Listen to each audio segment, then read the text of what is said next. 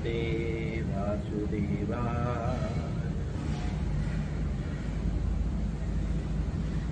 ओम नमो भगवते वासुदेवाय।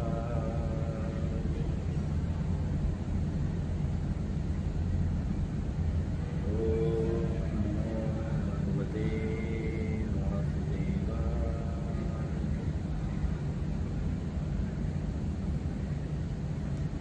भगवद गीता अध्याय 4 श्लोक 34। हम इस श्लोक का तात्पर्य कुछ दूर तक पढ़ चुके हैं।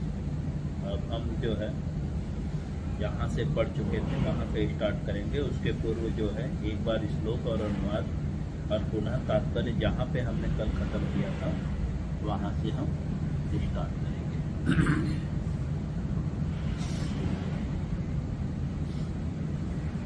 श्लोक 4 अध्याय 34वां श्लोक। प्रयास कीजिए सभी के पास भगवत गीता हो और भगवत गीता में जो श्लोक पढ़ा जा रहा है वो श्लोक खोल के बैठे हैं आप लोग। तत्विद्ये पणिपातेन परिप्रश्नेन सेवया उपदिशन्ति ते ज्ञानं ज्ञानिनः तत्त्वदर्शिनः। भगवान जो है इसी अध्याय के 9वें श्लोक में बताते हैं कि जन्म कर्म च मे दिव्यम मेवं यो वृत्ति तत्वतः त्यक्त्वा देहम पुनर्जन्म नेति मामेति सो अर्जुन। हे अर्जुन, जो मेरे आविर्भाव अर्थात जो मेरे जन्म को तथा कर्म को दिव्य प्रकृति को जान लेता है, जो भगवान के जन्म और कर्म को जान लेता है और दिव्य प्रकृति को जान लेता है, वह यह शरीर छोड़ने के बाद जो है पुनः इस भौतिक शरीर में नहीं आता। फिर अपितु फिर कहाँ जाता है? वह आध्यात्मिक धाम को जाता है, सनातन धाम को। आध्यात्मिक और सनातन का मतलब जहाँ पे जो है किसी भी प्रकार का कष्ट नहीं। और ये देह त्यागने का मतलब, क्यों ये देह नहीं वो पुनः धारण करता? क्योंकि ये देह जो है कष्टों से भरा है। जैसा कि यह संसार एक जेल की ही तरह है, शास्त्रों में ऐसा ही वर्णन है। यह संसार जेल है और यहाँ पे जो है हमें सिखाया जा रहा है, सुधारा जा रहा है। तो अगर हम दूसरे शब्दों में बोलें तो भगवान बता रहे हैं कि अगर हम भगवान की दिव्य प्रकृति को जान जाएंगे, उनके जन्म कर्म को जान जाएंगे, तो इस भौतिक जेल जहाँ पे अनेकों प्रकार के कष्ट हैं, जन्म मृत्यु जरा व्याधि, ये तो मुख्य कष्ट हैं। इन्हीं के कष्टों में सब और बहुत सारे कष्ट हैं। दिन प्रतिदिन जो है कुछ न कुछ कष्ट मिल रहा है, कभी सर्दी, कभी गर्मी, कभी बारिश, कभी ठंडी, कभी समाज के द्वारा दिया गया कष्ट या कभी स्वयं के कर्मों के द्वारा कष्ट मिल रहा है, कभी ट्रेन एक्सीडेंट, मतलब कहीं ना कहीं से हम दुखी हो रहे हैं। कभी सेठ हमें गाली दे रहा है, कभी नौकर हमें उल्टा सीधा बोल दे रहा है। अनेकों प्रकार के कष्ट हैं, यहाँ तक कि प्रसव में भी कष्ट है। तो इसीलिए शास्त्रों में कहा गया है जन्म, अर्थात जन्म भी एक बहुत बड़ा कष्ट है। हम भूल गए हैं क्योंकि मनुष्य का यह स्वभाव है कि वह भूल जाता है अपने कष्टों को। तो जन्म भी जो है बहुत बड़ा कष्ट है और मृत्यु भी बहुत बड़ा कष्ट है। प्राण भी इतनी आसानी से नहीं निकलता। और जरा और व्याधि जो स्वाभाविक है, जन्म मृत्यु तो एक ही बार आती है, लेकिन जरा और व्याधि पूरे जीवन आपको सताती है। तो भगवान बताते हैं इस अध्याय में कि जो भगवान के जन्म कर्म को जान लेता है वह व्यक्ति पुनः इस संसार में नहीं आता। उसके बाद भगवान बताते हैं चौथे अध्याय में ही कि जो भगवान के जन्म कर्म को जानता है उसकी क्या गुण होते हैं, क्या लक्षण होते हैं। जैसा कि दूसरे अध्याय में भी भगवान ने बताया, लेकिन उसके लक्षणों के विषय में तो भगवान ने बता लिया। तो अब इस श्लोक में बताते हैं कि उसके अंदर लक्षण ये आएंगे कैसे। अर्थात अगर हम मुक्त होना चाहते हैं और भगवान के दिव्य प्रकृति को जानना चाहते हैं, भगवान के जन्म कर्म को जानना चाहते हैं, तो उसकी क्वालिटी बता दी गई है कि आपको जो है सभी राग द्वेष भया मुक्त, राग द्वेष से जो है मुक्त होना पड़ेगा और जो है यज्ञ करना होगा, और सारे यज्ञों में ज्ञान यज्ञ सर्वश्रेष्ठ है। ठीक है, पिछले श्लोकों में बताया है, हमने पढ़ लिया है। अब इस श्लोक में बता रहे हैं कि उसके लिए उपाय क्या है। क्वालिटी तो पता चल गई, राग से मुक्त होना है, मतलब आसक्ति भय तथा क्रोध से मुक्त होना है, समझे, और निस्वार्थ भाव से जो है भगवान के लिए कर्म करना है। क्योंकि जो व्यक्ति भगवान के लिए कर्म नहीं करता उस कर्म से उसको बंधन क्रिएट होता है, और ये बंधन ही जो है पाप है। तो यहाँ पे बताते हैं तत्विद्धि पड़ी पाते, अर्थात ये जो सारे यज्ञों के विषय में बताया है, अर्थात यज्ञ का अर्थात कर्म, आसक्ति का त्याग, कर्म करना लेकिन उसकी आसक्ति का त्याग करना। तो ये जो सारे यज्ञों के विषय में बताया है, पड़ी पाते न, गुरु के पास जाकर जो है परिप्रश्नेन, विनित भाव से प्रश्न करके, सेवया, उनकी सेवा करके, उपद्यच्छन्ति, दीक्षा लेकर, अर्थात दीक्षा लेकर मतलब पूरी तरह से समर्पित भाव से, ते तुमको ज्ञानम, ज्ञान में, ज्ञानिनाम स्वरूप सिद्धि तत्वदर्शिना दर्शन देंगे। मतलब आप गुरु के पास जाइए। भगवान यहाँ पे खुद बोल रहे हैं, भगवान ये नहीं बोल रहे हैं कि ज्ञान प्राप्त करने के लिए आप मेरे पास आइए। क्या बोल रहे हैं? गुरु के पास जाइए, है ना। यहाँ पे कुछ जो भौतिकवादी बोलते हैं कृष्णम वंदे जगत गुरु, कृष्ण ही मेरे गुरु है। हाँ, ये बात सही है, कृष्णम वंदे जगत गुरु, कृष्ण जगत के गुरु है, लेकिन हम इतने योग्य नहीं हैं कि उनके शिष्य बन सके। इसीलिए हमें योग्य बनना होगा। वे जगत के गुरु हैं, मतलब वो गुरु के भी गुरु हैं, समझे। तो यहाँ पे भगवान बता रहे हैं कि आप गुरु के पास जाओ, मेरे पास मत आओ।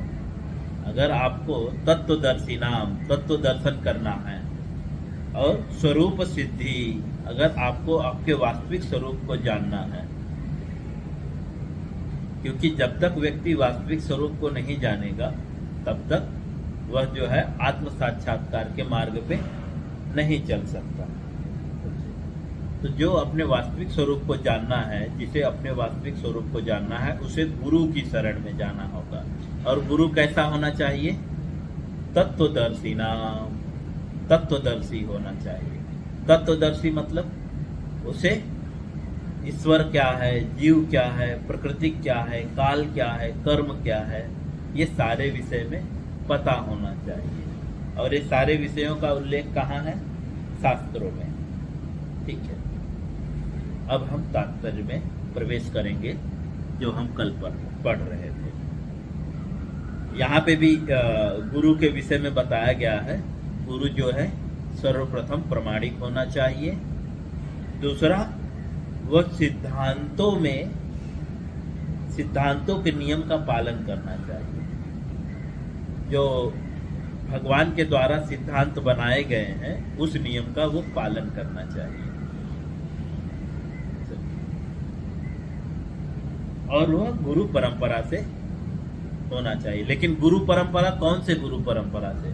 तो प्रभुपाद जी तात्पर्य में लिखते हैं, भगवान के द्वारा जो गुरु परंपरा आ रही है, भगवान ने ब्रह्मा को उपदेश दिया, भगवान ने मनु को, सूर्यदेव विवस्वानु को उपदेश दिया, है ना, तो उस गुरु परंपरा से आना चाहिए। अब हम जो है तात्पर्य पढ़ना स्टार्ट करेंगे। कोई अपनी निजी विधि का निर्माण करके स्वरूप सिद्ध नहीं बन सकता है।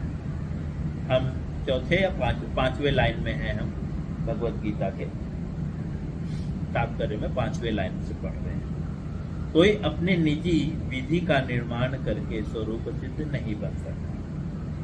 अर्थात अगर कोई आत्म साक्षात्कार प्राप्त करना चाहता है, स्वयं को जानना चाहता है, स्वरूप मतलब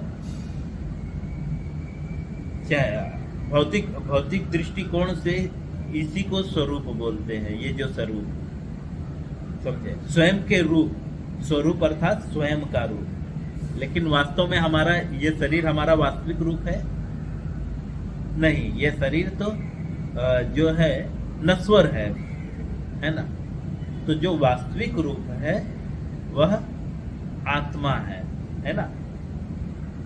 और शास्त्रों के अनुसार आत्मा का स्वरूप क्या है? तो आत्मा का स्वरूप है कृष्ण दास, अर्थात आत्मा जो है भगवान का सेवक है ना, क्वालिफिकेशन।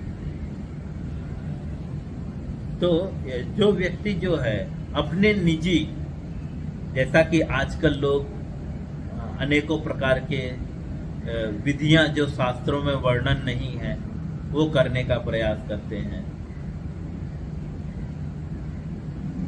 तो यहाँ पे बता रहे हैं कि अपने निजी जो है नियम निर्माण करके कोई व्यक्ति स्वरूप सिद्ध नहीं बन सकता। मतलब अगर अपने हिसाब से आप चलोगे ना तो आप स्वरूप सिद्धि नहीं प्राप्त कर सकते, अर्थात आप स्वरूप सिद्ध नहीं हो सकते। आगे, जैसा कि आजकल के मूर्ख पाखंडी करने लगे हैं।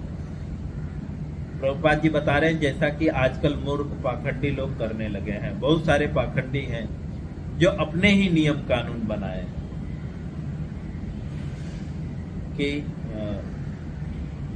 बहुत सारे ऐसे नियम कानून हैं जो उन्होंने अपने लिए बनाया है, खुद ही बनाए हैं। वो शास्त्रों में कहीं प्रमाणिक नहीं है। और बोलेंगे कि गुरु जो बोल रहा है वही सत्य है। लेकिन यहाँ पे इसी तात्पर्य में प्रभुपाद जी बताते हैं गुरु सिद्धांतों का पालन करने वाला होना चाहिए। सिद्धांत अर्थात जो भगवान ने बोला है वो गुरु बस वही करना चाहिए। कोई गुरु अलग नियम नहीं बनाता। तो इसीलिए हमें गुरु स्वीकार करने से पूर्व ये देखना चाहिए कि गुरु परंपरागत है। दूसरा, वो खुद भी भक्ति कर रहा है कि नहीं कर रहा है, खुद भी वो उठ रहा है कि नहीं उठ रहा है, खुद भी प्रयत्न कर रहा है कि नहीं कर रहा है। जो शास्त्रों में बताया गया है कि जो यम नियम है, आसन प्राणायाम है, वो खुद कर रहा है कि नहीं कर रहा है। आगे, भागवत का 6वें अध्याय के 6वें स्कंद के 3रे अध्याय के 19वें श्लोक का कथन है। प्रभुपाद जी भागवतम के एक श्लोक को कोट कर रहे हैं। 6वें स्कंद के 12 स्कंद होते हैं भागवतम में, ठीक है, 18 बुक्स होती है। तो 6वें स्कंद के 3रे अध्याय में 19वें श्लोक में जो है उसका कथन है। क्या कथन है? धर्मस्तु साक्षात भगवत प्रणीत, अर्थात धर्म पथ का निर्माण स्वयं भगवान द्वारा किया है। अर्थात अगर हमें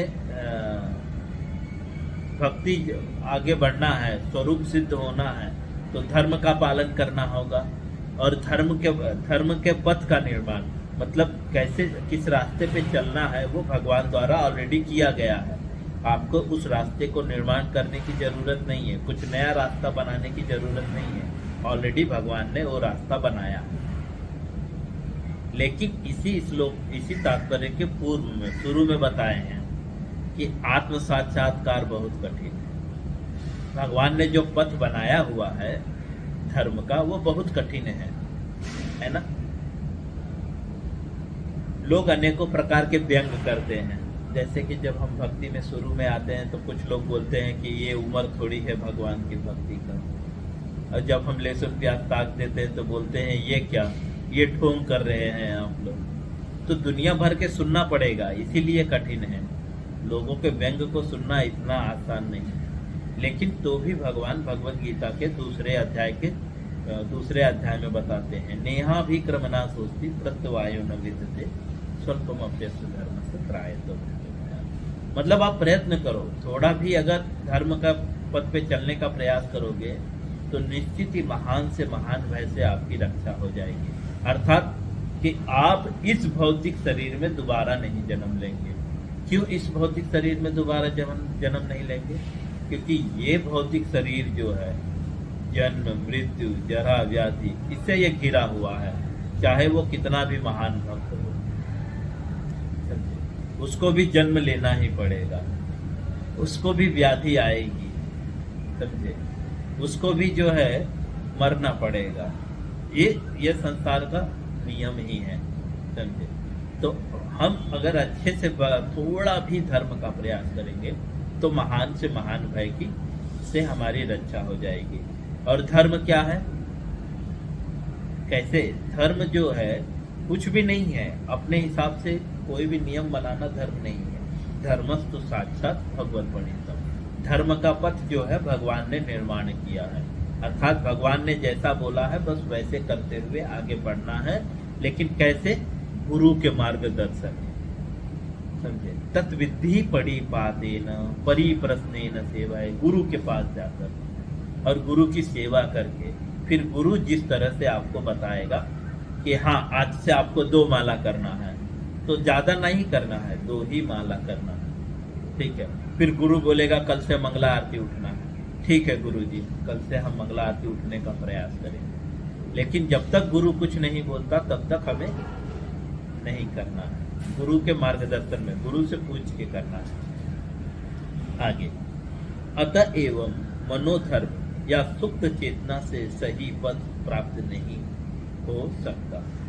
प्रभुपाद जी बता रहे हैं, अतः एवं मनोधर्म से, मनोधर्म अर्थात मन जिसको धर्म मानता है। कुछ लोग भौतिकवादी बोलते हैं माता पिता जो है वो भगवान की तरह है, जो व्यक्ति माता पिता की सेवा करेगा वो जो है भगवत धाम जाएगा।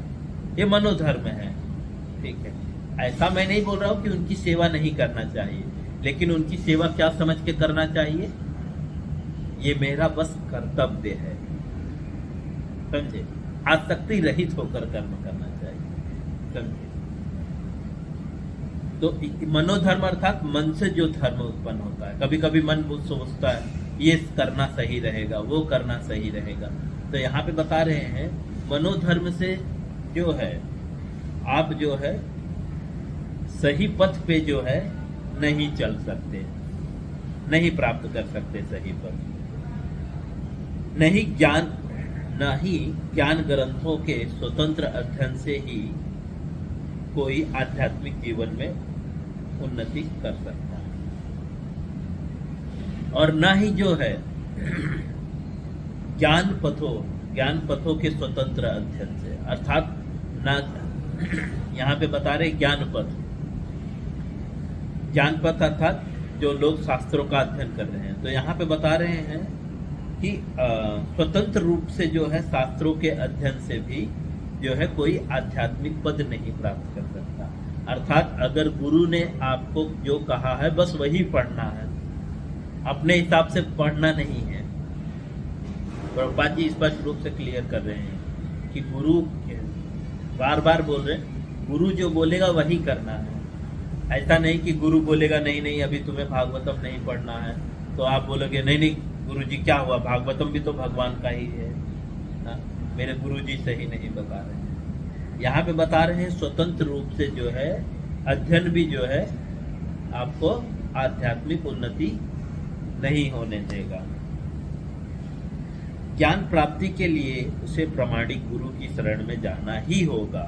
देखिए प्रभुपाद जी स्पष्ट रूप से जोर देकर बोल रहे हैं, ज्ञान प्राप्ति के लिए जो है उसे आध्यात्मिक गुरु के जो है शरण में जाना ही होगा और कोई दूसरा रास्ता नहीं।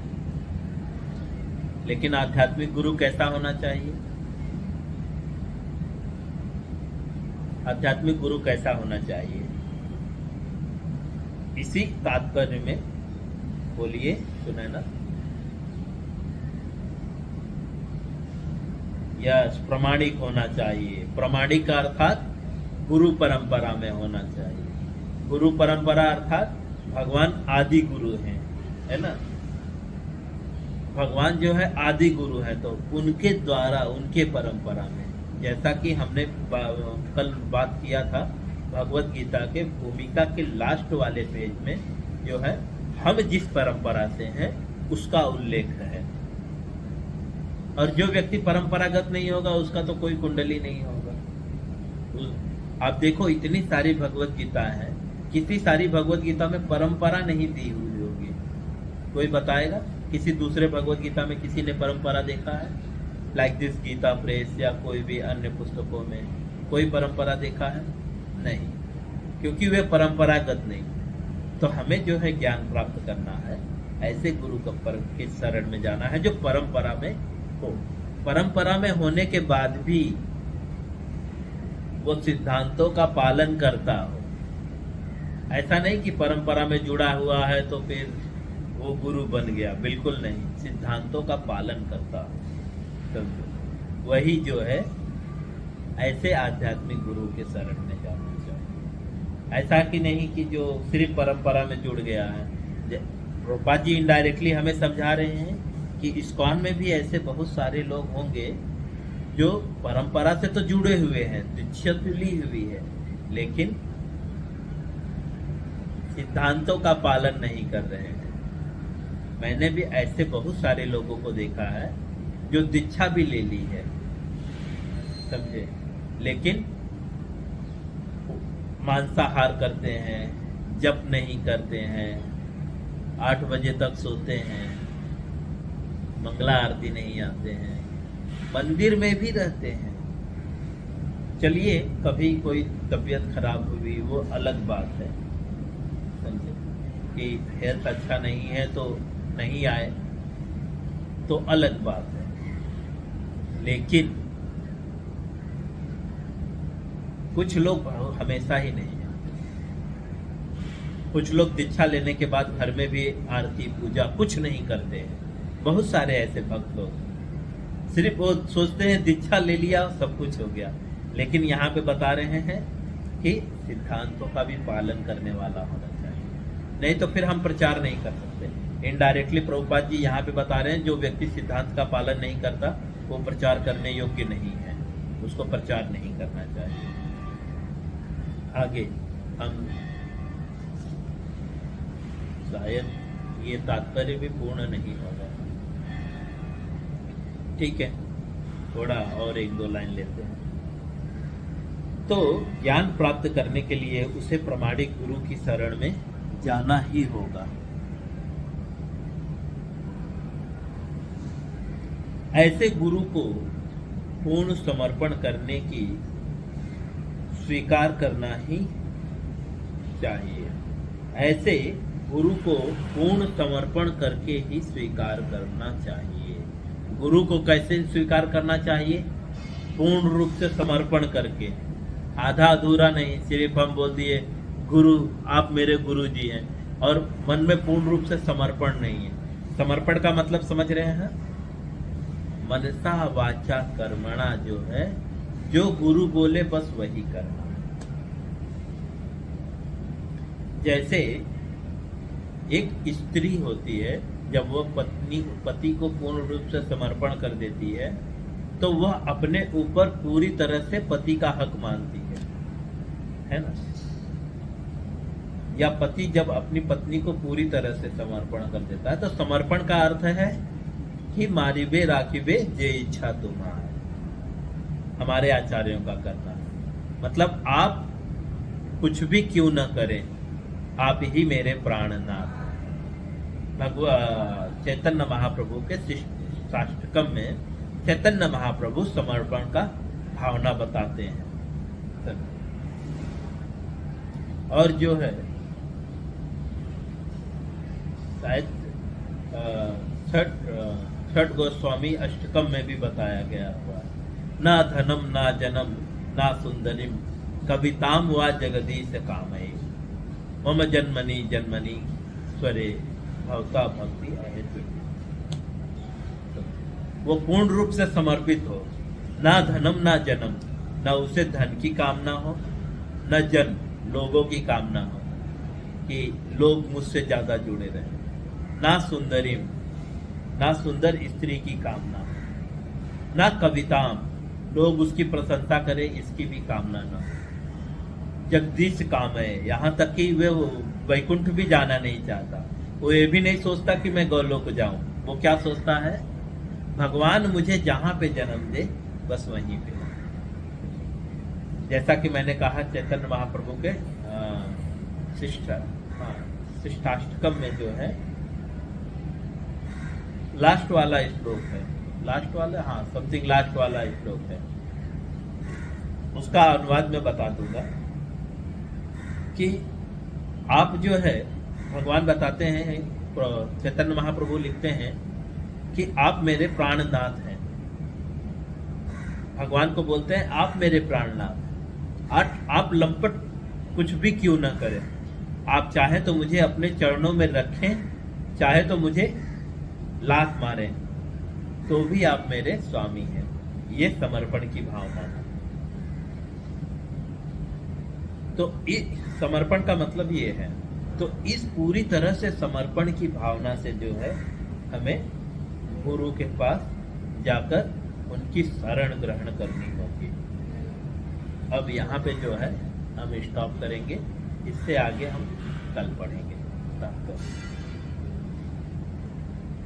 इससे रिलेटेड किसी को कुछ पूछना है?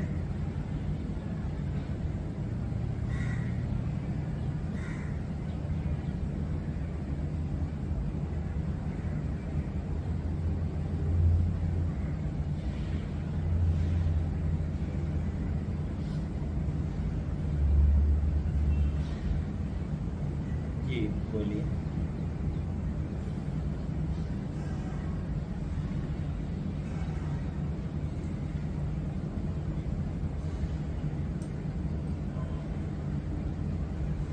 या ऑब्जर्व करना होगा, एग्जैक्टली, या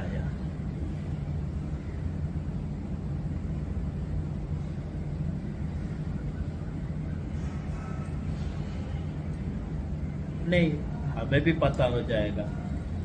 जैसे डॉक्टर होता है, अगर वो अध्ययन किया होता है तो आप उसके पास एक ही बार जाते हो ना, लेकिन वो पूरे हफ्ते की दवा दे देता है ना, तो उसको पता रहता है ना कि ये दवा खाने के बाद कब कब क्या क्या होगा। तो भगवत गीता में बताया गया है गुरु के लक्षण क्या है, तो वो स्वाभाविक लक्षण दिखेगा। जब हम भगवत गीता को अच्छे से समझ लेंगे ना, जैसे डॉक्टर वो थोड़ी डेली आपका नस चेक करेगा, वो तो 2 मिनट में आपकी पूरी हिस्ट्री बता देता है। आजकल के डॉक्टर तो इतने एक्सपर्ट नहीं हैं, लेकिन आयुर्वेदिक डॉक्टर पहले इतने एक्सपर्ट हुआ करते थे। मैं मिल चुका हूँ एक डॉक्टर से आयुर्वेदिक, फिलहाल अभी वे नहीं रहे। वे जो है आपका नस देख के इतना बता देंगे कि आपने फला दिन में क्या खाया।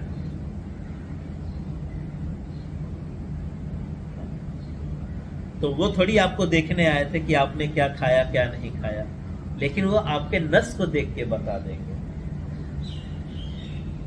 तो अर्थात जब हम शास्त्रों का अध्ययन करेंगे तो हमें पता चल जाएगा कि ये परफेक्ट है कि नहीं, क्योंकि जो परफेक्ट होगा वो वही बोलेगा जो भगवत गीता में लिखा है, जो भागवतम में लिखा है। जो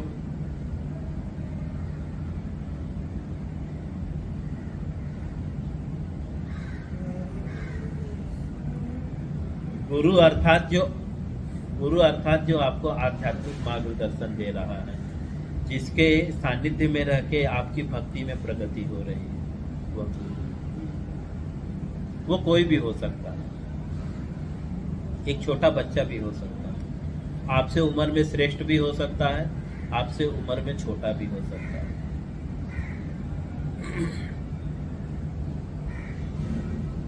तो गुरु कोई भी हो सकता है, जिसके सानिध्य में रह के आपका आध्यात्मिक मार्गदर्शन हो रहा है, जो आपके आध्यात्मिक को इम्प्रूवमेंट करने के लिए नित्य चिंतित है, ऐसे व्यक्ति ही आपका गुरु है।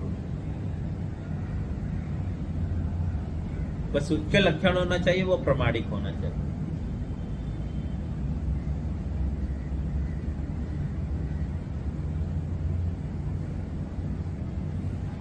और किसी को कुछ पूछना?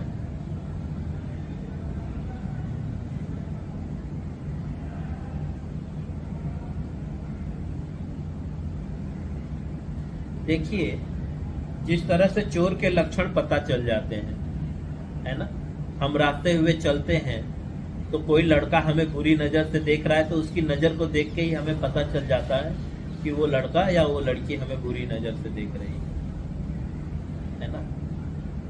जैसे जो बेकार लड़कियां होती हैं, तो हम रास्ते में चलते हैं तो हमें पता चल जाता है ये बदचलन औरत है, इससे बच के रहो, है ना, क्योंकि उसके कुछ लक्षण होते हैं, है ना, उसकी एक्टिविटी ही ऐसी होती है, उसके कपड़े ऐसे होते हैं, समझे, उसकी वेशभूषा ही ऐसी होती है कि आपको पता चल जाएगा ये तो बहुत बदमाश है।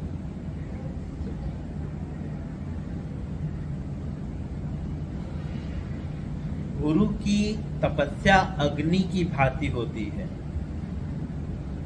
जिसको राख से ढकने पर भी उसका ताप खत्म नहीं होता, है ना। उसकी तपस्या अग्नि की भांति जलता रहता है। वो प्रभावित करेगा आपको। जब आप उसके पास जाओगे, जब आप उससे मिलोगे, बातें करोगे, स्वाभाविक ही आपके अंदर से परिवर्तन आएगा। अगर उसके पास जाने से आपके हृदय में परिवर्तन नहीं आ रहा है, आपके भक्ति में इंप्रूवमेंट नहीं हो रहा है, तो वो गुरु नहीं है आपका। जैसे डॉक्टर, अगर डॉक्टर है तो जरूर आपका रोग ठीक हो जाएगा। अगर परफेक्ट डॉक्टर आपको इलाज कर रहा है तो आपका रोग ठीक हो जाएगा। लेकिन अगर वो इलाज कर रहा है, दवा दे रहा है, लेकिन आप ठीक नहीं हो रहे, इसका मतलब डॉक्टर परफेक्ट नहीं है। बस सिंपल सा, जब डॉक्टर परफेक्ट नहीं है तो डॉक्टर चेंज कर दो, परफेक्ट डॉक्टर खोज दो, और वो तो पता चल जाएगा। हम सुन के भी पता चल जाता है ये डॉक्टर बहुत अच्छे हैं, इनके पास जाकर इलाज करना चाहिए।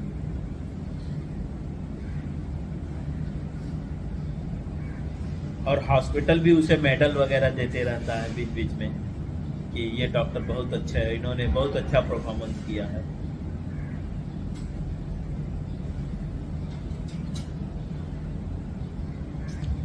इतना कठिन नहीं है, लेकिन तो भी ऑब्जर्व करना होगा, वेरीफाई करना होगा, हमें गुरु को भी वेरीफाई करना होगा।